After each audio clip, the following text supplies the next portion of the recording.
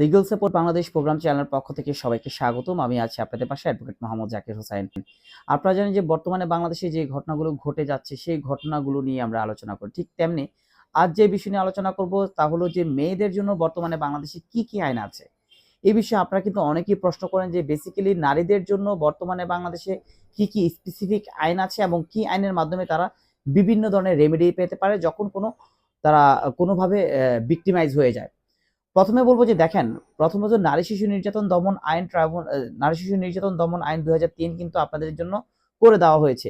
এখানে বিভিন্ন ধরনের আইন আছে, বিভিন্ন ধরনের প্রতিকার আছে এবং কি উক্ত আইনের মাধ্যমে কিন্তু সম্পূর্ণ একটা নারীদের জীবনে যত ধরনের অপরাধ ঘটবে, যতভাবে আপনারা ভিক্টিমাইজ হবেন, তত ধরনের আইন কিন্তু সেখানে বলে দেওয়া হয়েছে।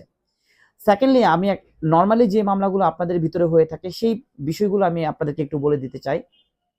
বিবাহিত হওয়ার পরে কিন্তু একটা মেয়ের বেসিক্যালি বিভিন্ন ধরনের ভিক্টিমাইজ হয়ে যায়।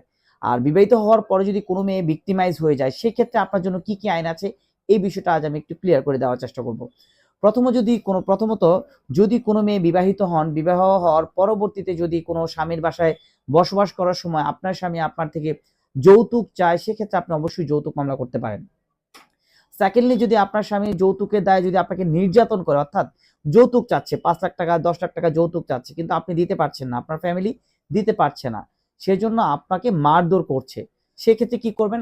অবশ্যই নারী শিশু নির্যাতন দমন আইনে কিন্তু আপনি নারী ও নির্যাতন মামলা করতে পারেন। অর্থাৎ যখন যৌতুক চায় শুধুমাত্র যৌতুক আইন আছে।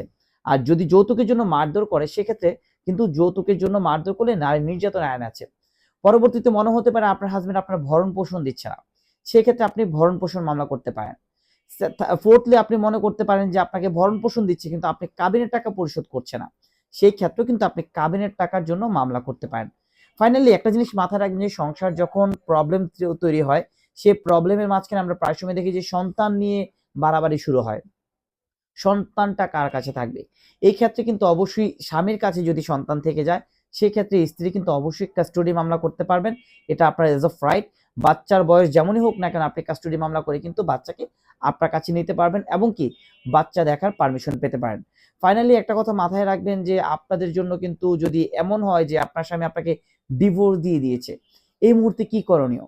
যদি আপনার স্বামী আপনাকে ডিভোর্স দিয়ে দেয় বা আপনি যদি চান যে সে রাগের মাথায় ডিভোর্স দিয়েছে, এক্ষেত্রে ডিভোর্সটাকে কোনোভাবে ক্যান্সেল করার কোনো সিস্টেম আছে কিনা, সেক্ষেত্রে অবশ্যই মাথায় রাখবেন যে দাম্পত্য পুনরুদ্ধারের মামলা আছে।